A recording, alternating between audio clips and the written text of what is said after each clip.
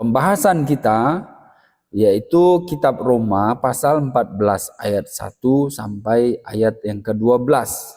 Terimalah orang yang lemah imannya tanpa mempercakapkan pendapatnya.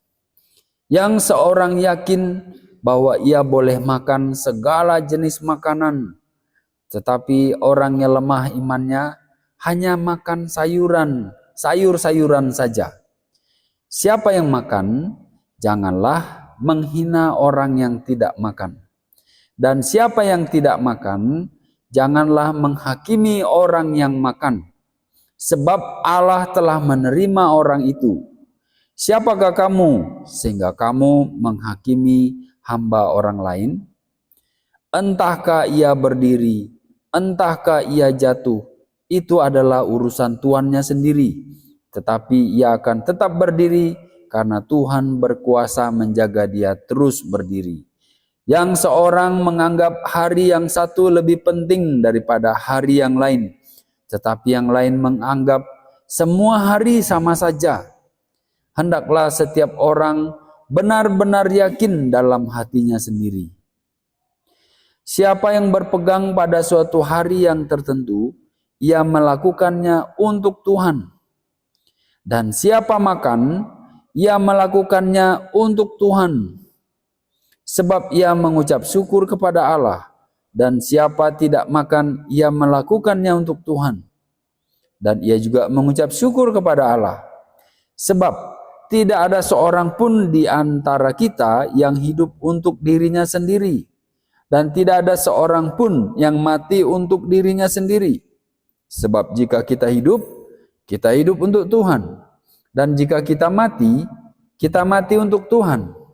Jadi baik hidup atau mati, kita adalah milik Tuhan.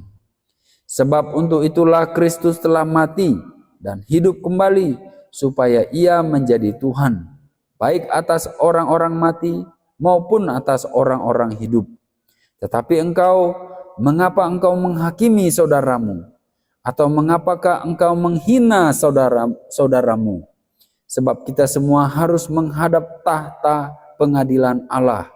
Karena ada tertulis, demi aku hidup, demikianlah firman Tuhan. Semua orang akan bertekuk lutut di hadapanku, dan semua orang akan memuliakan Allah. Demikianlah, setiap orang di antara kita akan memberi pertanggungan jawab tentang dirinya sendiri kepada Tuhan. Demikian jauh pembacaan firman Tuhan ini bagi kita sekalian. Ya, saya memberi judul bagi kita di awal itu adalah umat Tuhan. Saya sudah sampaikan sebelumnya bahwa dari kitab Roma itu pasal 1 sampai pasal 11 itu semua doktrin. Bagaimana Tuhan memilih kita dari orang yang jahat. Bagaimana Tuhan mengambil kita. Bagaimana Tuhan memberi anugerah kepada kita. Lalu tidak seorang pun bisa mengambil kita dari tangan Tuhan. Dari langit tidak bisa, dari dunia ini tidak bisa, dari penguasa yang datang atau yang sudah ada tidak bisa. Karena kita adalah umat Tuhan. Dan seterusnya. Nah, sampai pada pasal 12 sampai nanti selesai, itu tentang bagaimana seharusnya kita hidup setiap hari.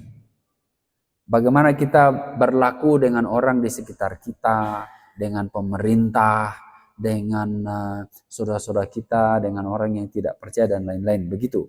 Nah, hari ini tentang memperlakukan orang-orang di sekitar kita. Khususnya orang percaya begitu. Kita tahu bahwa di Roma itu Paulus menulis kepada umat yang ada di Roma, yaitu orang-orang yang sudah percaya. Orang-orang yang sudah menjadi Kristen. Ada yang dari orang Yahudi yang menjadi Kristen. Ada juga dari orang bukan Yahudi. Mereka para penyembah berhala. Lalu ikut jadi Kristen juga. Begitu. Sehingga ada campuran, tetapi ada Yahudi dan bukan Yahudi. Sama-sama ikut Tuhan Yesus. Begitu. Nah, kira-kira seperti apa kalau begitu? Ketika latar belakang masing-masing, kepercayaan sebelumnya masing-masing, maka itu membawa kepada pemikiran-pemikiran atau mempengaruhi pemikiran-pemikiran juga. Sehingga muncul beberapa masalah yang terlihat di sini. Sehingga Paulus menulis untuk orang Kristen bagaimana memperlakukan orang di sekitarnya. Atau kita umat Tuhan bagaimana memperlakukan orang yang ada di sekitar kita, khususnya orang percaya. Memperlakukan orang yang lemah iman, itu saya tulis di situ. Terima apa adanya. Kemudian ketika sesuatu dilakukan, harus dilakukan dengan iman, dengan keyakinan, dan tidak menghakimi. Oke, kita lihat lebih detailnya begini. Di ayat 1 disebut, terimalah orang yang lemah imannya tanpa mempercakapkan pendapatnya. Dalam kehidupan kita, iman kita itu bisa disebut sesuatu yang bertumbuh dari kecil, lama-lama jadi besar, besar, dan besar. Ketika dia kecil, itu disebut masih anak-anak, atau masih muda, atau masih lemah. Nanti lama-lama kita terus bertumbuh, berubah oleh pembaharuan budi kita, tambah firman yang lebih banyak, tambah pengalaman yang lebih banyak dengan Tuhan. Kita terus bertumbuh, sehingga nanti di ayat yang lain, Rasul Paulus bilang, aku memberi kamu makanan yang keras. Kadang dia sebut begitu. Tapi susu dan bubur yang saya kasihkan ke kamu ada. Kadang juga begitu. Karena membedakan orang yang baru percaya, masih lemah imannya, dengan orang yang sudah kuat. Orang yang sudah belajar banyak, sehingga disebut sebagai orang yang sudah kuat, sudah keras begitu, sudah mampu. Nah, di sini disebut orang yang lemah imannya diterima saja tanpa mempercakapkan imannya, pendapatnya. Misal, dia boleh makan makanan tertentu, ada yang bilang ini tidak boleh. Kalau orang Yahudi kira-kira yang jadi percaya, dia akan katakan boleh makan apa. Seperti di Perjanjian Lama.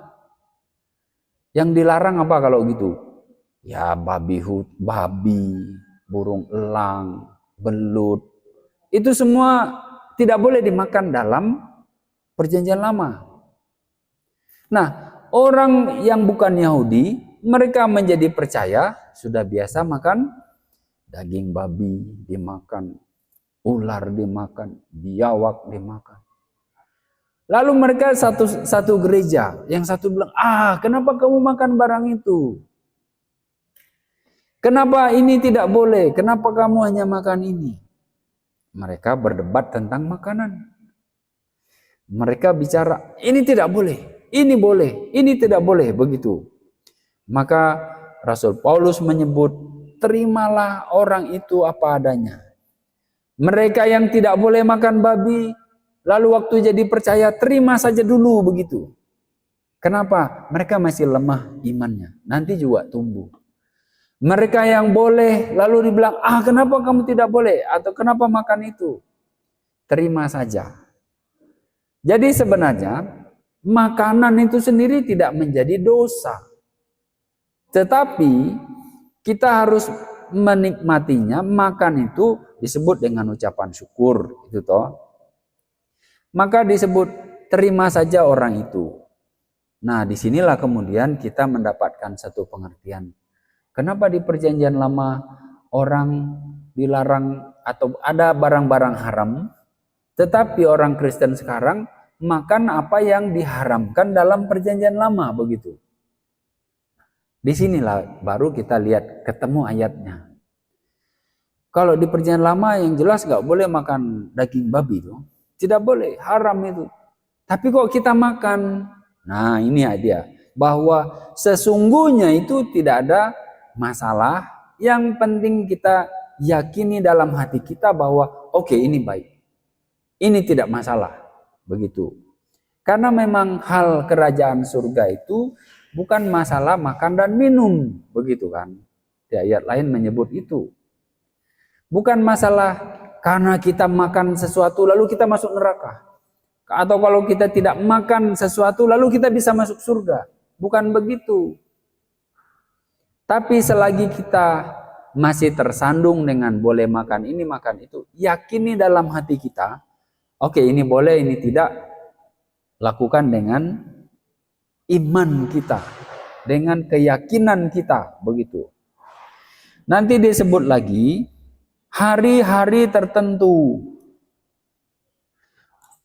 Orang Yahudi sangat memegang, oh ini hari Paskah, ini hari ini hari keluar dari Mesir, ini tidak boleh, ini waktunya mempersembahkan korban. Jadi ketika masuk jadi Kristen, kebiasaan itu masih terbawa. Begitu juga orang yang tidak percaya, orang yang bukan Yahudi juga memperhatikan hari-hari. Oh ini dewa matahari, kita persembahkan korban begini. Oh ini dewa besi, jadi semua besi harus disucikan. Oh ini dewa macam-macam begitu. Sehingga segala sesuatu itu ada waktu, ada tempatnya. Orang yang dari penyembah berhala masuk ke Kristen, lalu mereka pikir, ini hari tertentu ini. Jadi kita harus hati-hati. Nah, Alkitab menyebut kepada kita, orang yang lemah iman ini terima saja. Terima saja mereka, tanpa mempercakapkan pendapatnya. Kan itu terlalu lemah untuk dibicarakan. Tidak usah bikin masalah lah. Yang penting nanti mereka terus belajar, iman mereka terus bertumbuh. Begitu. Sehingga ada semacam keharmonisan di antara orang-orang baik yang sudah lama percaya maupun baru percaya. Nah, disebutkan juga di situ, ini seringkali kita kutip dan salah, yaitu jangan menghakimi. Sehingga menyebut itu apa? Jangan menghakimi. Orang seringkali mengutip ini sebagai jangan kamu menilai orang lain. Bukan itu maksudnya. Jangan menilai orang lain. Bukan itu yang dimaksud. Kenapa? Karena nanti di bagian lain, Rasul Paulus menyebut, hai penyesat. Hai guru-guru palsu. Loh, dari mana Paulus bisa mengambil kesimpulan bahwa ini sesat? Ini guru palsu. Pasti ada argumennya. Kesimpulannya guru palsu. Dalilnya apa? Pasti ada. Misal ajarannya lain, ajarannya tidak konsisten dengan firman. Itu kan melakukan penilaian. Melakukan apa ya? Kita menilai, melihat, memperhatikan pernyataannya dengan ayat-ayat Alkitab. Oh, salah. Boleh kita menilai. Boleh kita membuat semacam membedah begitu. Boleh. Nah, terus yang dimasukkan di sini apa? Yang dimasukkan di situ adalah seperti yang tadi, ada yang boleh makan daging ini itu, ada yang tidak boleh hanya makan sayur saja, lalu maka menghakimi. Artinya memberi penilaian lalu merendahkan, mengejek atau menghina. Nah, di sini yang tidak boleh. Artinya di situ kita membuat penilaian lalu merendahkan mereka karena makanan, minuman atau hari tertentu. Disitulah bilang jangan menghakimi. Kita boleh membuat penilaian untuk ini sesat, saya tidak mau ikut itu. Oh ini benar, saya harus ikut itu. Harus kita buat penilaian begitu, tetapi membuat penilaian untuk merendahkan orang lain, hati-hati. Itu sangat tipis. Seringkali kita buat penilaian untuk menghina orang lain. Lalu kita mulai merasa diri lebih baik dari orang itu, kita merendahkan. Itu sudah menghakimi yang Tuhan tidak mau. Itu sebab dibilang, memang ada yang makan, ada yang minum, yang kamu tidak makan dan minum. Jangan menghina orang itu. Kenapa? Mau dia berdiri, mau dia duduk, itu hambanya Tuhan gitu. Tidak usah, nanti juga Tuhan punya, kalau dia mau berdiri Tuhan bisa, kalau dia mau jatuh Tuhan bisa. Tapi Tuhan akan membuat orang yang masih lemah itu tetap untuk berdiri. Disitulah akhirnya kita melihat bahwa oke, silakan makan minum sesuai kepercayaanmu dan tetap memuliakan Allah di dalam segala sesuatunya. Kenapa? Kita semua ini sesama hamba. Kita semua ini adalah hamba Tuhan. Seringkali saya bilang, jangan pikir orang yang di depan ini adalah hamba Tuhan.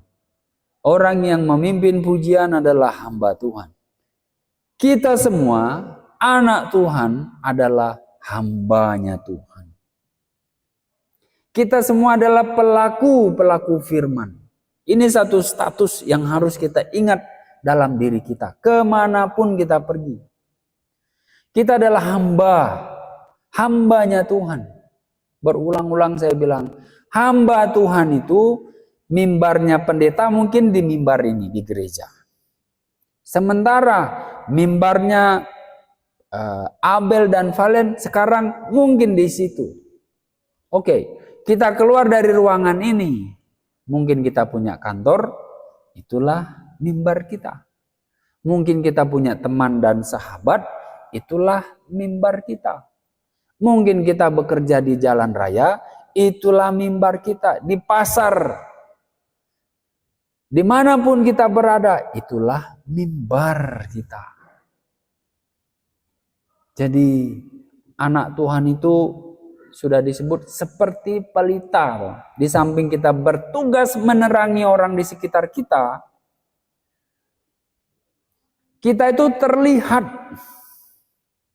Jangan pikir, saya jauh dari orang tua. Lebih baik saya sembunyi di kos-kosan, bebas. Tidak bisa. Orang di sekitar kita memperhatikan kita. Melihat, oh ini anak dari Kalimantan. Oh ini anak dari Bali. Oh dia orang Kristen ini. Oh ini dari Papua ini. Mereka tidak bisa bedakan, ini dari Tolikara, ini dari Sorong. Tidak bisa begitu. Dia lihat semua keriting begini, ini Papua. Padahal mungkin dia Alor. Mungkin dia dari Sumba misalnya. Sama-sama dibilang NTT lah atau Papua lah begitu.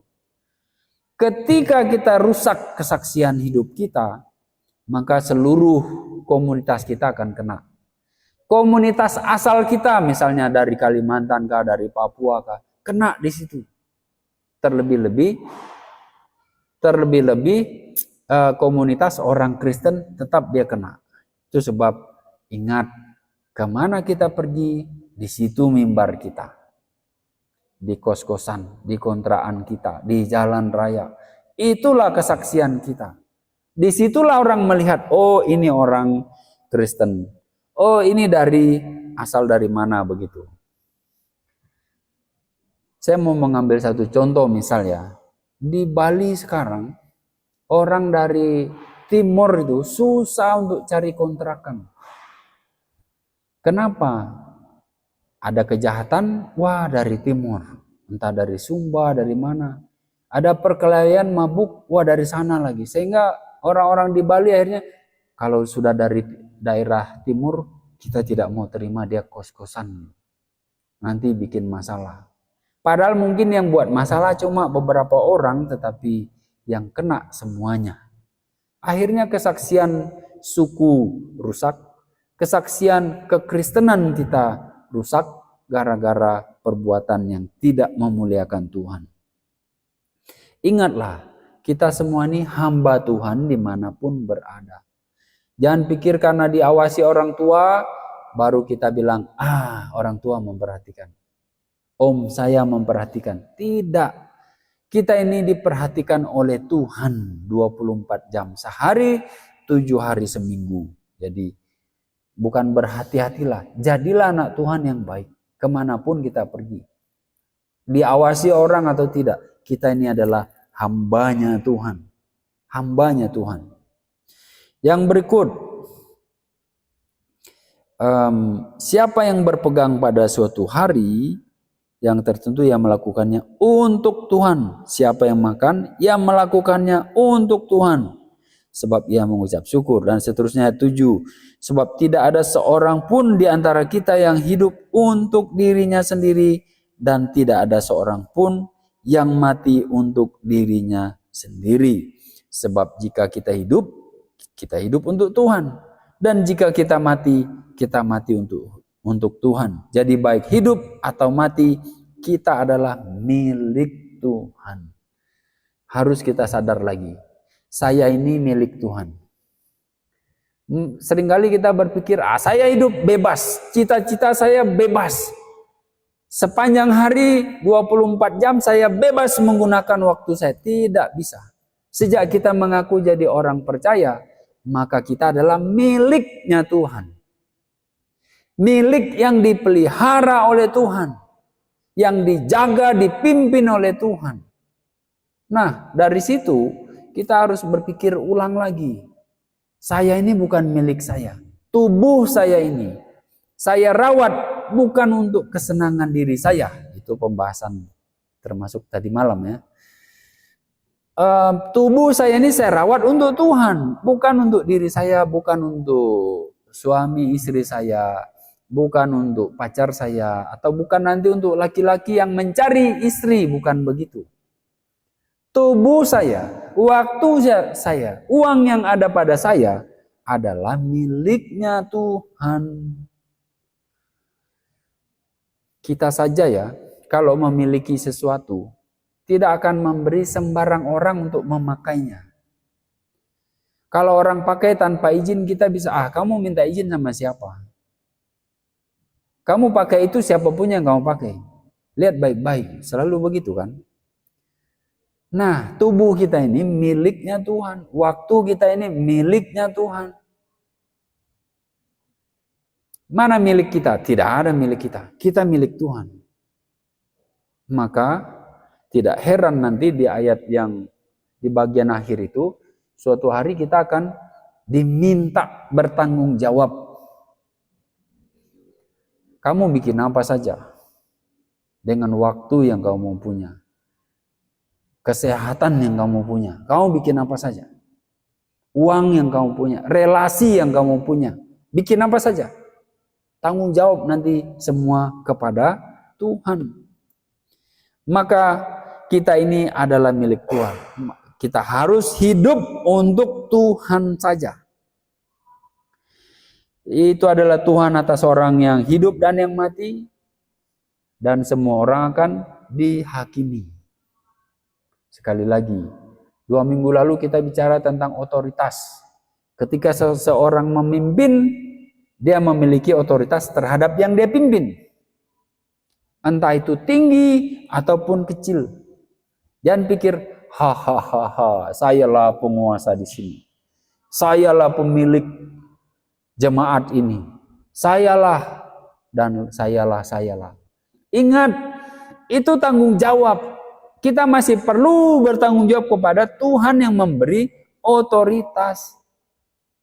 Sehingga dalam kekristenan tidak ada namanya kita itu semena-mena, suka-suka saya gitu. Tidak ada. Selalu kembali, kira-kira benar tidak ini Tuhan?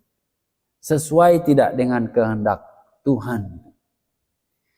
Jadi semua itu harus kembali kepada Tuhan. Otoritas yang kita miliki, yang dari Tuhan itu, suatu hari kita akan diminta untuk bertanggung jawab.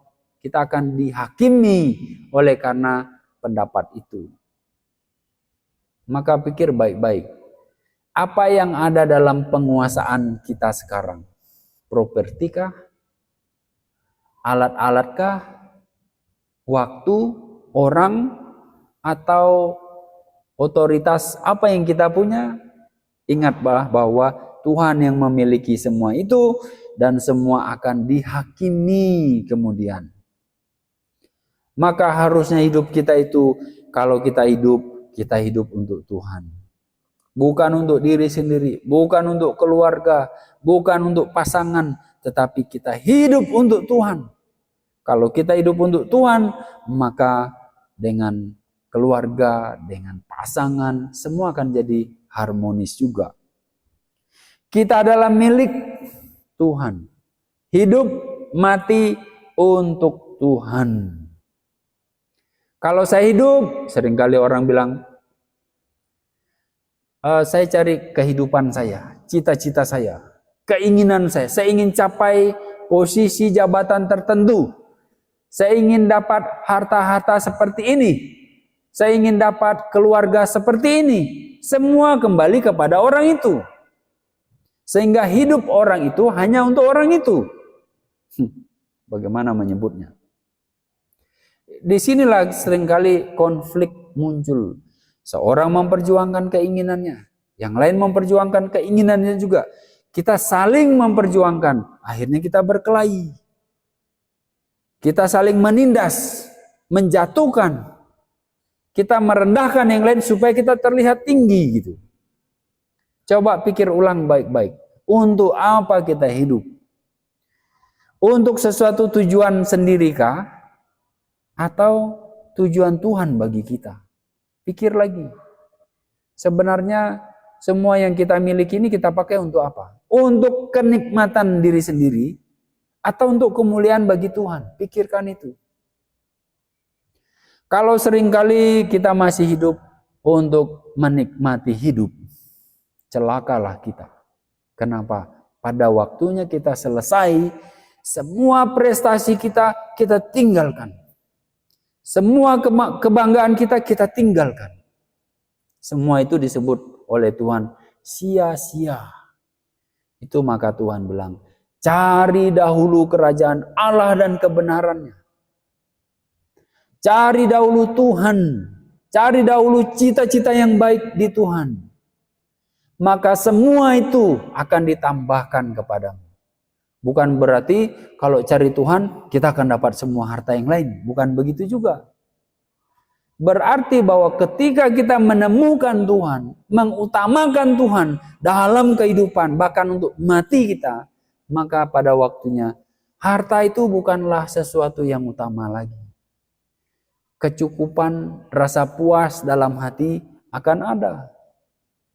Tapi kalau kita mengejar harta, selalu kurang, makin banyak utang. Tidak puas dengan seri HP yang satu, kita coba kejar dan beli. Ketika kita sudah beli, ada lagi yang lebih tinggi. Sementara itu kita untuk bisa menikmati perlu pamer begitu. Kita tidak akan sampai pada kepuasan di sini. Tidak akan ada kepuasan. Memang akan ada sedikit tetapi selalu kurang. Itu sebab Tuhan bilang, cari Tuhan dulu dan kebenarannya. Terlebih lagi, kita harus memikirkan bahwa kalau kita ini milik Tuhan, maka segala sesuatu yang kita punya, di pasal 12 kita sudah bahas itu, persembahkan tubuhmu sebagai persembahan yang hidup, kudus, dan berkenan. Itu keseluruhan hidup kita. Maka mulai berpikir sekarang ya, kalau kita main bola, apakah saya memuliakan Tuhan? Kalau saya berteman, apakah obrolan dengan teman memuliakan Tuhan? Atau adakah orang lain mengenal Tuhan melalui obrolan saya? Atau adakah mungkin orang lebih tersiksa, lebih rendah karena omongan-omongan kita tidak memuliakan Tuhan? Mari kita evaluasi diri kita supaya kita terus bertumbuh, terus bertambah di dalam Tuhan dan menyadari kita ini adalah miliknya Tuhan. Supaya kalau kita hidup ini, ya hiduplah untuk Tuhan. Kalau toh kita mati, itu sudah waktunya bagi Tuhan. Dan pada waktunya nanti, kita akan diminta untuk bertanggung jawab. Tetapi mengapakah engkau menghakimi saudaramu? Atau mengapakah engkau menghina saudaramu? Sebab kita semua harus menghadap tahta pengadilan Allah. Jadi suatu waktu kita memang akan menghadap tahta pengadilan Allah. Di sana nanti bukan lagi disebut apa kata orang. Apakah orang memuji atau merendahkan, itu tidak penting lagi. Yang penting pada waktu itu adalah apa yang Tuhan katakan kepada kita.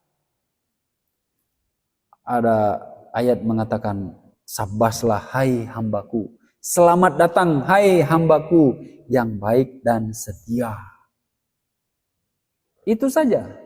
Kita tidak perlu pujian, validasi dari manusia yang lain.